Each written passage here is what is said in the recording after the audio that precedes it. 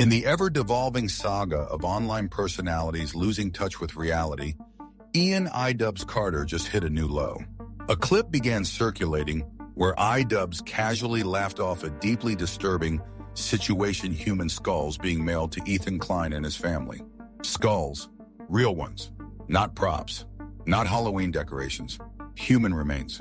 And instead of recoiling in horror, iDubbbz, the former content cop turned contrarian pacifist, found it humorous. According to him, the skulls were from skulls.com or some shit like that, as if the origin made the act any less threatening. This wasn't just bad optics, it was a complete empathy failure. The once beloved enforcer of YouTube ethics chuckled at what is objectively a death threat, especially considering it was targeted at a man with kids, a wife, in a public address. And yet, here was Ian, brushing it off as some quirky internet moment, like sending a box of donuts, only instead of sugar, it was bone. Incredibly, it was Hasan Piker, yes. Hasan, who momentarily acknowledged the reality of what happened. He admitted it looked like a death threat, but that moment didn't last. Almost instantly, Hasan reverted to his default, minimizing the situation, brushing it off, trying to pass it off as another ironic meme moment in the never-ending content treadmill. The irony? These are the same people who constantly preach about trauma, about safety, about ethics and content. But when it happens to someone they don't like, or when the optics are inconvenient, the rules suddenly change. Understandably, Ethan Klein wasn't laughing. He responded on his podcast, calling out the hypocrisy and laying bare how broken the response was. But then Ethan did something unexpected. He exposed iDubbbz's dating history. According to Ethan, iDubbbz never had a girlfriend, had never even kissed a girl, until he met Anisa. She was his first everything, his first relationship, his first romantic experience, and essentially the first woman to give him attention. This revelation wasn't about shaming his virginity. Ethan made that clear. The point was psychological. When someone's first exposure to intimacy happens later in life, especially under a power imbalance, it can lead to identity collapse. In iDubbbz's case, the theory is simple. He bent over backwards to keep Anisa happy, even if it meant gutting his own personality. That's not about being a simp. That's about being lost, about becoming someone you're not, just to hold on to the one person who finally gave you attention. And let's not sugarcoat who Anisa is. She's an OnlyFans model with a long trail of controversies. From the infamous booby streamer debates to her online behavior that many have described as toxic, Anisa is far from the nurturing partner archetype. So Ethan's point wasn't some petty dig. It was an analysis of how one of YouTube's former sharpest minds ended up defending real-world death threats and calling them jokes. Ethan didn't even want to share that story. But as he said himself, after seeing him call the skulls humorous, I realized that there is nothing they won't say or do. After Ethan exposed the iDubbbz Anisa backstory, the backlash came fast. Anisa fired back with snark, asking if she should call 911 or a priest to help Ethan. But this only further cemented the criticism. Her response wasn't empathetic, it was mocking. The situation was no longer about Ethan versus Ian. It was about values, about how a section of the internet culture had become numb to cruelty and consequence. Ethan, meanwhile, continued to call out the madness, not just the skulls, but the growing normalization of political violence and dehumanization, particularly in leftist commentary spaces. He pointed out how creators like Hasan Piker and Noah Samson, figures who championed progressive values, had crossed from commentary into outright dangerous rhetoric. When 2 Israeli diplomats were murdered, these voices couldn't muster basic human empathy. Some even justified it. Hasan's reaction was shockingly cold. Noah Samson practically called for escalation, telling viewers, "We know where they are," as if online disagreement justified real-world violence. These aren't just clips for outrage. They're indicators of something much darker, where edgy commentary mutates into radicalization. This entire situation reveals a rot that's been quietly festering inside the online left. And Hasan Piker, he's right at the center of it. After years of riding the wave of Twitch stardom by reacting to headlines and preaching progressivism, Hasan has now become what he once criticized: entitled, detached, and completely incapable of self-reflection. His reaction to the double homicide of 2 Israeli diplomats wasn't just cold, it was deranged. Instead of mourning innocent lives, he hedged, shifted the narrative, and avoided any clear condemnation. When Ethan called him out on this dehumanization, Hasan's fan base deflected, twisted the context, and mocked any criticism. Hasan's platform isn't some tiny Twitch chat room anymore. It's millions of impressionable followers, many of whom are young and politically naive. And now, the man who used to rage at mainstream media for not doing enough is raging because the media finally called him out. Yep, that's right. Hasan went into full meltdown mode when CNN and ADL's Jonathan Greenblatt criticized his escalating rhetoric. Instead of taking a second to reflect, he whined about being defamed, accused Greenblatt of targeting him unfairly, and threw a tantrum about being referred to as a gamer. A gamer. That was what set him off. Meanwhile, his buddy Noah Samson, dubbed Diet Hasan for a reason, was out here suggesting that we know where they are and we need to step it up. If that doesn't sound like incitement, what does? Back to iDubbbz. The deeper story here isn't just that Ian laughed at a serious threat, it's that he's lost himself. This is a guy who built his platform dismantling frauds, calling out YouTube grifters, and actually stood for something. But somewhere along the line, something broke. Ethan's theory that Ian's entire personality warped once he got into his first relationship makes a chilling amount of sense. He didn't just soften, he abandoned everything that made him who he was. His content cop era was replaced by apologetic videos, performative wokeness, and bizarre interviews where he backpedaled everything he once stood for. Even fans who supported his growth couldn't help but notice the change wasn't just maturity, it was erasure. This is what happens when a creator doesn't evolve, they dissolve. Meanwhile, Hasan had another target, Asmongold. When Asmon dared to express concern about the growing violence and radical rhetoric online, Hasan lost it. He called him a cockroach, a disgusting little creature, and launched into a furious tirade. All because Asmon had the audacity to say, "Let's be thankful the government is keeping people safe." This is where we're at now. The so-called voice of reason on the online left calling other streamers insects, accusing them of genocide, and melting down anytime he's questioned. It's not just bad optics, it's dangerous. The platform Hasan commands, the audience's iDubbbz still influences, the rhetoric Noah spreads, it all adds up to a chilling cultural shift, where the line between commentary and incitement has all but disappeared. And then there's Mike from PA. This guy has built a brand around being perpetually wrong, but even he managed to outdo himself this time. According to Mike, the assassination of 2 Israeli civilians wasn't a tragedy, it was a setup, a psyop. He claimed they were expendable grunts, sent by Israel to be murdered for sympathy points. Let that sink in. A grown man who claims to speak for justice suggested a country executed its own people for PR. Ethan, stunned by the stupidity, responded with some legendary roasting, comparing Mike to an egg count hourglass that causes women to lose fertility just by being near him. Brutal, accurate, but also terrifying. Because Mike isn't a fringe figure in this group, he's part of the same circle, the same bubble where death threats are humorous, where victims are disposable, and where critics are cockroaches. While the streamers at the top lose their minds and argue about who's the real victim, people like TechTone are looking around and realizing this isn't internet drama anymore. It's starting to feel dangerous. TechTone, a mid-tier creator known for his wholesome community, announced he might skip TwitchCon entirely.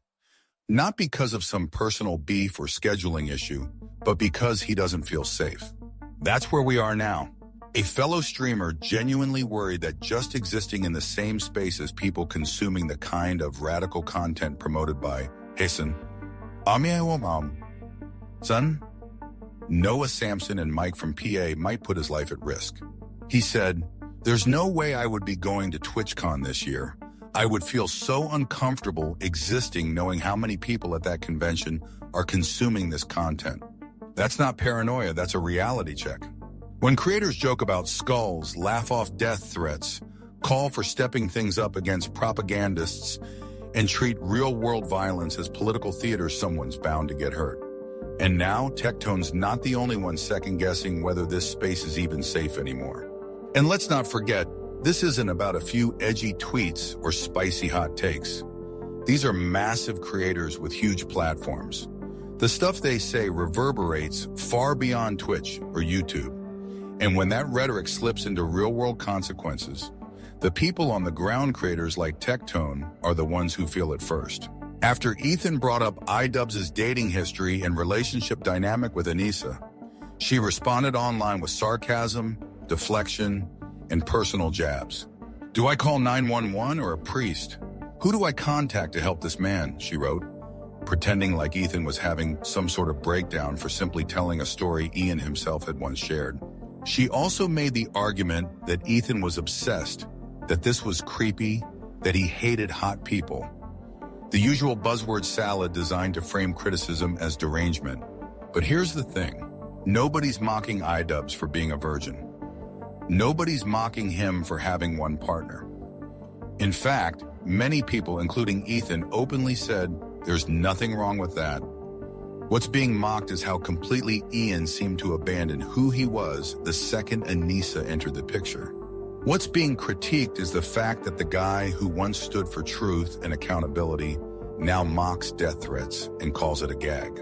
And instead of engaging with that criticism, Anisa defaulted to the same kind of gaslighting language that turns every critique into harassment.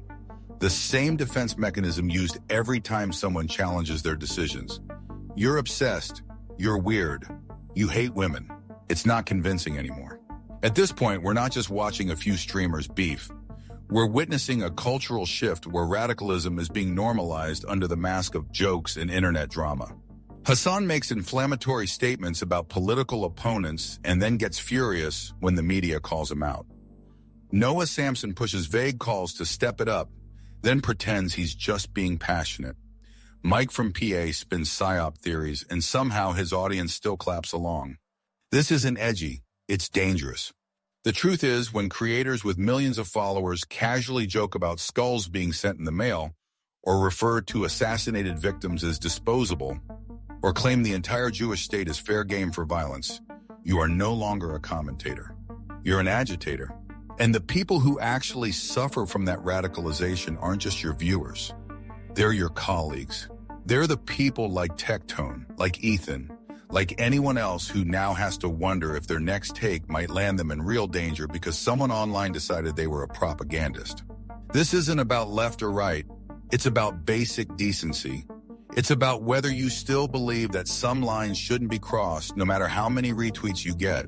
Let's talk about Noah Samson, one of the new poster boys for radicalization disguised as progressive commentary. On the surface, he comes off like your typical softly spoken, left-wing content creator. But beneath that chill YouTube delivery is a rhetoric that's been escalating fast. It started with think pieces, then it turned into softly defended takes about how protesting isn't working and we need to step it up. Then came that now infamous line, "We know where they are, we know who they are, and we need to step it up." Who is we? What does step it up mean? In isolation, it might sound like vague activism, but in today's climate after actual violence and assassinations have happened, it reads like a dog whistle at best, a wink to the idea that some action beyond speech is justified. The scary part? A lot of his audience seems ready to follow that escalation. It's not just speculation anymore. We've seen this kind of rhetoric mirrored in real-world violence.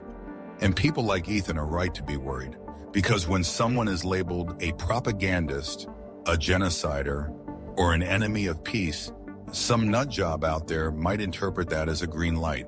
And that's exactly how online radicalization works. Not through explicit orders, but through repetition and dehumanization. It's subtle until it's not. Meanwhile, iDubbbz continues to spiral into the most disappointing arc of all, complete apathy. Let's be real. iDubbbz was once seen as the guy who called out hypocrisy, who pushed back against fake personas and stood up for what he thought was authentic content. Fast forward to today, and this is a man laughing about real human skulls being mailed to someone's house. He calls it humorous. He treats death threats like they're a gag gift. He mocks people's fear and brushes off any concern as overreaction. And when Ethan finally decides to clap back by revealing iDubbbz's own dating history, suddenly the narrative flips. Suddenly iDubbbz is the victim again. His fans pretend that this is a cruel attack rather than a response to their own callousness. Let's be clear. No one's roasting iDubbbz for being with one woman. That's fine. That's not the issue. The issue is that Ian, once respected, once sharp, has become a sad, hollow version of his former self. He's not just quieter. He's duller. He's unrecognizable. And that's not Anisa's fault alone. It's the result of a man losing grip on who he is, bending to every online wave, and laughing at things he would have once condemned. This whole situation shines a light on something even deeper: the cost of silence from big creators. For months now, people like Ethan have been waving red flags, saying this is dangerous, this rhetoric leads to violence, and someone's going to get hurt. And yet, most major creators have stayed quiet. They don't want to get involved. They don't want to lose followers. They don't want to get clipped. But silence has a price, and we're seeing it now. When people laugh at skulls being sent to a family's house and nobody speaks up, that becomes normalized. When streamers defend terrorist groups and still get platformed by Twitch CEOs, that becomes acceptable. When YouTubers flirt with real-world violence in vague terms and nobody challenges them, it becomes a path others feel safe to walk. At some point, the fence sitters become enablers, and the platform turns into a playground for radicalization. Hasan's beef with Asmongold is just the cherry on top. After getting called out by CNN and other mainstream outlets for his rhetoric, Hasan went into full meltdown mode, this time targeting Asmongold, calling him a cockroach and a disgusting little creature. Why? Because Asmon had the audacity to suggest that maybe, just maybe, Twitch and the media should be more careful about who they platform. Hasan, instead of engaging with any real critique, went nuclear, started yelling, started insulting, started melting down again. It's a familiar pattern by now. Hasan gets criticized. Hasan deflects, insults, spins it into a victim narrative and never actually addresses the core issue. Meanwhile, Asmongold sits there unfazed, calmly dismantling Hasan's logic one piece at a time. And the contrast couldn't be clearer.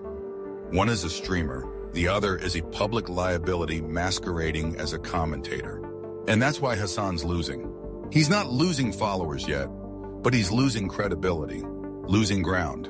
And the more he yells, the more obvious it becomes. Then there's Mike from PA. Every time this guy opens his mouth, the IQ of the room drops. After the shooting of 2 pro-peace Jewish civilians, Mike suggested seriously that the attack might have been orchestrated by Israel as a psyop. He actually said they were expendable, implying the government sacrificed them just for narrative gain. It's the lowest, most disgusting form of conspiracy thinking.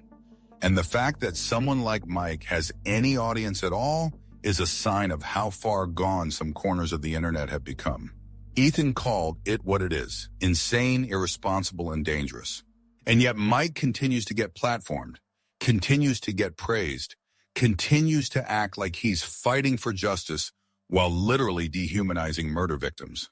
Let's talk about Twitch, the platform that plays both sides while pretending to be neutral. On one hand, Twitch claims to be committed to safe environments, non-toxic communities, and all the PR speak you'd expect. On the other hand, they continue platforming creators like Hasan Piker and others who casually flirt with rhetoric that borders on radical. And it's not like they don't know. The CEO of Twitch literally praised Hasan publicly, calling him one of his favorite creators. That's not a neutral stance, that's an endorsement. That's a green light. Meanwhile, creators like TechTone are saying they don't even feel safe going to TwitchCon. Why? Because they know that there are fans out there of this exact type of content who are already radicalized, already sending skulls in the mail, already cheering on political violence. The scary part is that Twitch has done nothing to address this. Not a warning, not a policy update, not a response to mounting pressure. Their silence is complicity, and every day they delay, the risk increases.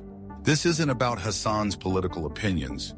It's about real-world consequences. It's about safety. It's about a platform that claims to be about community and is slowly becoming a hub for ideological extremism disguised as edgy content. Mainstream media has started to catch on, but let's be honest, they're still scared. CNN let the ADL's Jonathan Greenblatt name-drop Hasan Piker as a contributing voice in the rise of anti-Semitic narratives. But even then, the anchor just sat there, didn't challenge, didn't ask follow-ups, didn't demand clarification. This was a rare opportunity to hold someone accountable, to press for answers, to confront what's becoming an undeniable trend, and they blew it. Why? Probably because they're scared of being called biased, or maybe because they still see online creators as fringe, not realizing the scale of influence they now have. Hasan isn't some niche personality anymore. He's regularly in Twitch's top 10. He speaks to millions. He shapes the opinions of a generation. And when he casually jokes about terrorist groups or smears his critics as genociders, it matters. Yet the media still hesitates to call it what it is, radicalization. Not in the traditional sense, not with bombs or bunkers, but with rhetoric, with repetition, with memes, with just asking questions. But here's the twist: people are starting to wake up. It started with small creators, commentary YouTubers, podcast hosts, streamers who were sick of walking on eggshells. Then came bigger voices, like Klein, willing to call it out. And they're not alone anymore.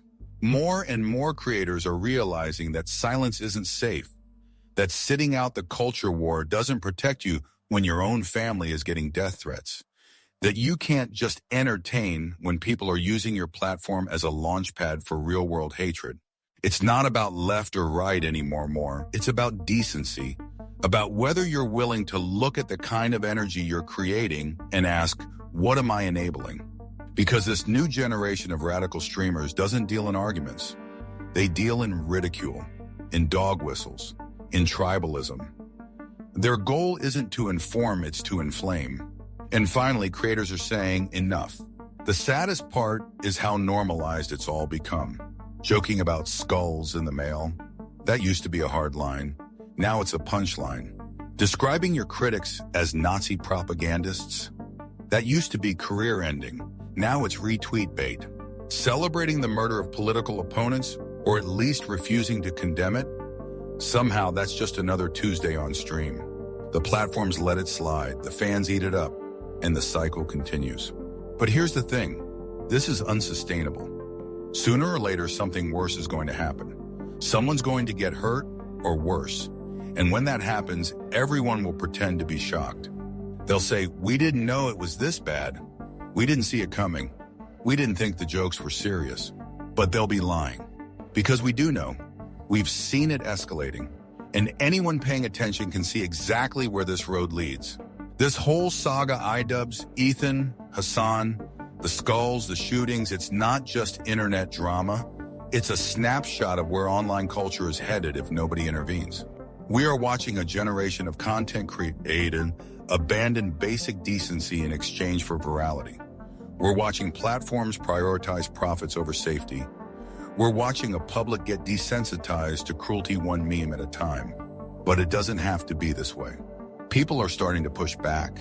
People are naming names. People are saying, we're not okay with this. And that's the only way anything changes. So if you're a viewer, a fan, a supporter, ask yourself, are you enabling it? Are you staying quiet when you should speak up? Are you pretending it's just jokes, even when people are getting hurt? Because the truth is, culture is shaped by the audience just as much as the creator. And if we keep rewarding this kind of content, we're going to get more of it. Until one day, it's not just skulls in the mail. It's something worse.